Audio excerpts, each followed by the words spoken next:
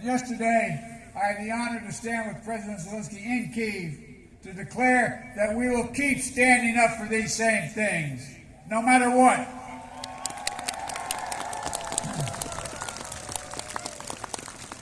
When President Putin ordered his tanks to roll into Ukraine, he thought we would roll over. He was wrong. The Ukrainian people are too brave. America, Europe, a coalition of nations from the Atlantic to the Pacific, we were too unified. Democracy was too strong. Instead of an easy victory he perceived and predicted, Putin left with burnout tanks and Russia's forces in disarray. He thought he'd get the Finlandization of NATO. Instead, he got the NATOization of Finland and Sweden. He thought NATO would fracture and divide.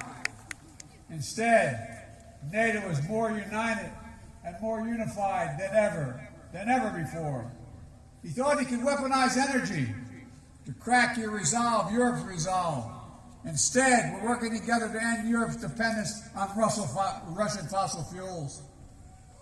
He thought autocrats like himself were tough and leaders of democracy were soft. And then he met the iron will of America and the nations everywhere that refused to accept a world governed by fear and force. He found himself at war with a nation led by a man whose courage would be forged in fire and steel, President Zelensky. President Putin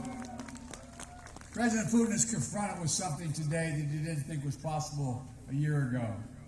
The democracies of the world have grown stronger, not weaker.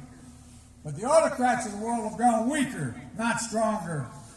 Because in the moments of great upheaval and uncertainty, that knowing what you stand for is most important. And knowing who stands with you makes all the difference. The people of Poland know that, you know that. In fact, you know it better than anyone here in Poland. Because that's what solidarity means.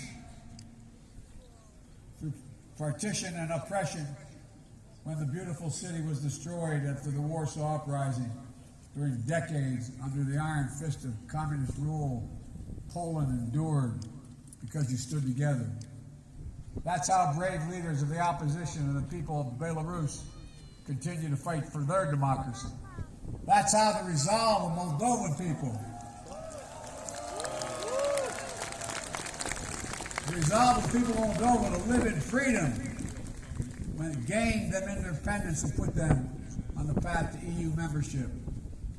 President Sandu is here today. I'm not sure she is, but I'm proud to stand with you and the freedom-loving people of Moldova. Give her a round of applause. 1 year into this war, Putin no longer doubts the strength of our coalition, but he still doubts our conviction. He doubts our staying power. He doubts our continued support for Ukraine. He doubts whether NATO can remain unified. But there should be no doubt. Our support for Ukraine will not waver. NATO will not be divided, and we will not tire.